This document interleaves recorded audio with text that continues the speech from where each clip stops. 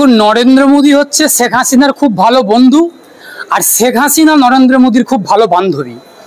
এই বন্ধুর সঙ্গে বান্ধবীর কাঁঠালের আঠা যেমন, সেই আঠার মতো সম্পর্ক। সেই সম্পর্ক থেকে দেখতে গেলে যারা বাংলাদেশে কুকর্ম অপকর্ম করে তারা নিজেদেরকে বাঁচানোর জন্য তারা সবার প্রথমে বেছে নেয় এই ভারতবর্ষকে, আমাদের শান্তির মাটি, গণতন্ত্রের মাটি, এবং যেই মাটিতে মহাত্মা গান্ধীর জন্ম, যেই মাটিতে রবি ঠাকুরের জন্ম, যেই মাটিতে কাজী নজরুলের জন্ম, সেই মাটিকে ওই অপকর্ম দুষ্কৃতিগুলো বাংলাদেশ থেকে কুকর্ম করে আমাদের মাটিতে এসে আশ্রয় নেন। তার কারণ এই 2014 সালের পর থেকে এই জিনিসগুলো বেশি বেশি করে দেখতে পাচ্ছি। তসলিমা নাসরিনের লজ্জাটা আমি নিজেও বইটা পড়েছি এবং দেখেছি, পুরোটা যদিও পড়ার সময় হয়নি। সেখানে দেখেছিলাম কিছু আপত্তিকর ধর্মীয় কিছু বিষয় নিয়ে উনি লেখালেখি করেছিলেন। সেই নিয়ে বাংলাদেশে তুমুল বিক্ষোভ, তুমুল আন্দোলন হয়েছিল, এবং গোটা আপামর বিশ্বের যারা ধর্মপ্রাণ মুসলমান সম্প্রদায়ের মানুষ তারা প্রতিবাদ জানিয়েছিলেন।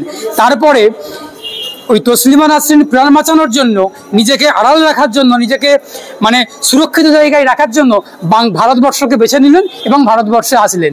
তারপরে যখন নরেন্দ্র মোদী যখন ভারতবর্ষে ক্ষমতায় আসলেন, তারপর থেকে এই শেখ হাসিনা তসলিমা নাসরিন যেন ভারতবর্ষেরই নাগরিকদের মতো, আমাদের মতো তিনি সুযোগ সুবিধা ভোগ করছেন। কিসের স্বার্থে?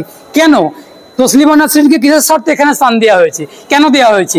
ওই যে বললাম, হাসিনার সঙ্গে নরেন্দ্র মোদীর আঠার মতো সম্পর্ক, খুব ভালোবাসার সম্পর্ক, বন্ধু বান্ধবীর সম্পর্ক।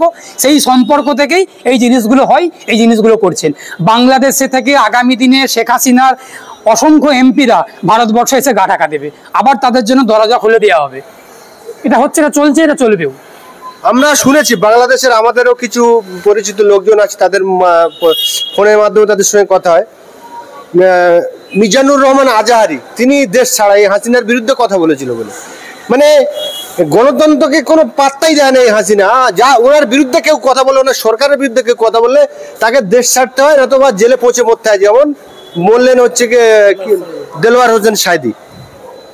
দেখুন, বাংলাদেশে আমি বিগত দিন থেকে দেখে আসছি, বাংলাদেশটা অ্যাকচুয়ালি মুসলিম প্রধান রাষ্ট্র। মুসলিম প্রধান বলতে গেলে রাষ্ট্রের কোনো ধর্ম এরকম অর্থে না থাকলেও মুসলিমরা সংখ্যাগরিষ্ঠ।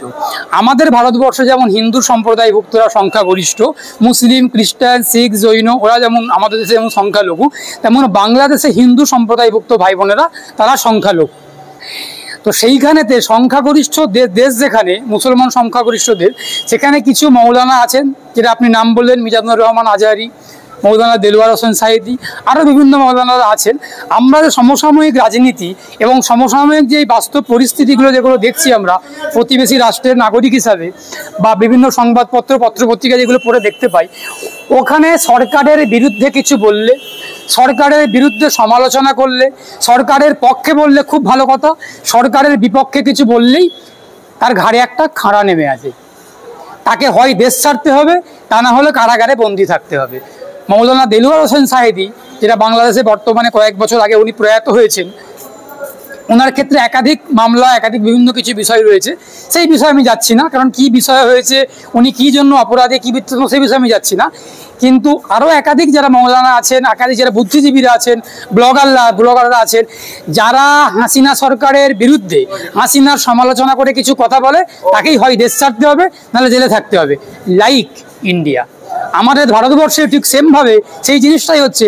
নরেন্দ্র মোদীর বিরুদ্ধে এবং মমতা বন্দ্যোপাধ্যায়ের বিরুদ্ধে যদি কোনো ইউটিউবার, যদি কোনো ব্লগার, যদি কোনো স্বাধীন গণতন্ত্রপ্রিয় মুক্ত মনারা যদি কোনো কথা বলে, মুক্ত মনে যদি কোনো কথা বলে, তাদেরকে হয় জেলে থাকতে হবে, তা না হলে দেশ থেকে পালিয়ে প্রাণ বাঁচাতে হবে।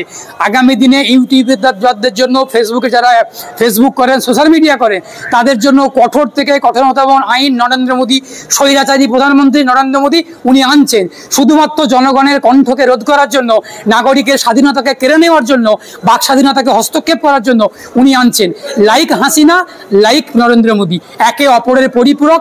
যেমন হিটলার ছিলেন, হাসিনা হচ্ছেন লেডি হিটলার, আর নরেন্দ্র মোদী হচ্ছেন পুরুষ হিটলার। হিটলারের উত্তরসূরি নরেন্দ্র মোদী, আর বাংলার মুখ্যমন্ত্রী হচ্ছেন লেডি হিটলার, হিটলারের উত্তরসূরি।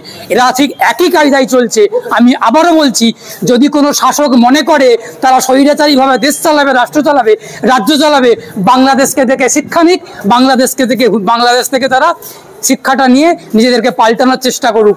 গণতন্ত্রে মানুষ শেষ কথা বলে, মানুষ যখন ক্ষমতা তাদেরকে দিয়েছেন, মানুষের ক্ষমতা কাটতে পারেন। সবার ক্ষেত্রেই একই নিয়ম প্রযোজ্য।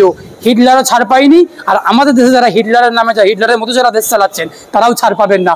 মানুষ শেষ কথা বলবে, একদিন এদেরকেও ক্ষমতাচ্যুত হয়ে দেশ থেকে পালাতে হবে, গাটাকা দেওয়ার জন্য তৈরি হতে হবে। আমরা দেখলাম যখনই শুনলো, খবর চাউল হলো যে শেখ হাসিনা দেশ ছেড়ে পালিয়ে আসছে, তখন বঙ্গবন্ধু শেখ মুজিবের মূর্তির উপরে মানুষ চড়ে তার মূর্তিগুলো ভাঙার চেষ্টা করছে, কি বলবো? দেখুন, বাংলাদেশে একটা অস্থির পরিস্থিতি তৈরি হয়েছে। গত 1 মাস যাবৎ বা মাসাধিককাল ধরে একটা রাজনৈতিক অস্থিরতা, সেই অস্থিরতা চলছে এবং সেই অস্থিরতাটা বাড়াচ্ছিল বাংলাদেশের প্রধানমন্ত্রী শেখ হাসিনার নেতৃত্বাধীন সেনাবাহিনী এবং পুলিশ প্রশাসন। কারণ সেখানে আপনারা দেখেছেন বা আমরা সকলেই দেখেছি, বিশ্বের মানুষ দেখছে যে সেখানে ছাত্ররা গণতান্ত্রিক পথে শান্তিপ্রিয়ভাবে একটা আন্দোলন করছিলেন।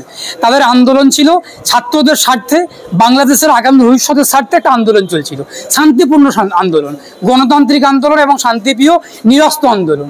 সেই আন্দোলনকে বন্ধ করার জন্য, সেই আন্দোলনকে স্তব্ধ করার জন্য শেখ হাসিনার নেতৃত্বে সেই দেশের সেনা নির্বিচারে শতাধিক প্রাণ, অগণিত প্রাণ ছাত্রকে গুলি করে হত্যা করেছে। এর ফল, এর খেসারত দিতে হয়েছে হাসিনাকে, আগামী দিনেও দিতে হবে। সুতরাং ছাত্ররা যেখানে রাস্তায় নেমে আন্দোলন করছে, ছাত্ররা যেখানে তাদের নৈতিক দাবিগুলো নিয়ে, তাদের ন্যায্য দাবি নিয়ে আন্দোলন করছে, সেই আন্দোলনকে রোখার জন্য, সেই আন্দোলনকে বন্ধ করে দেওয়ার জন্য বুলেট চালানো হচ্ছে। এর মতো স্বৈরতন্ত্র, এর মতো নৃশংসতা, এর মতো বর্বরতা, এর মতো ব্রুটালিটি গোটা পৃথিবীতে আর কোথাও হয়েছে নাকি আমার জানা নেই। এই আধুনিক বা ভারতবর্ষে, আধুনিক বাংলাদেশে, আধুনিক বা গোটা বিশ্বে, আধুনিক জগতে কোথাও এমন ঘটনা হয়েছে বলে জানা নেই। বাংলাদেশ তার একটা উদাহরণ, যেখানে ছাত্রদেরকে নির্বিচারে হত্যা করা হলো, তার ফল হাসিনাকে দিতে হয়েছে। এবং আগামী দিনে যারা ছাত্রদের উপর হাত দেবে, যারা সাধারণ মানুষের গণতান্ত্রিক অধিকারকে কেড়ে নেবে, তাদেরকেও একই পথে হাসিনার মতোই শাস্তি ভোগ করতে হবে, হাসিনার মতোই ফল ভোগ করতে হবে। এই বার্তাটাই আমি দিচ্ছি। এবং সারা গোটা পৃথিবীর রাষ্ট্রনেতারা, রাষ্ট্রপ্রধানরা, স্বৈরাচারী শাসকরা তারা দেখে জেনে নেক, তারা শিখে নেক, তারা বুঝে নেক যে স্বৈরাচার করে বেশি দিন ক্ষমতায় টিকে থাকা যায় না।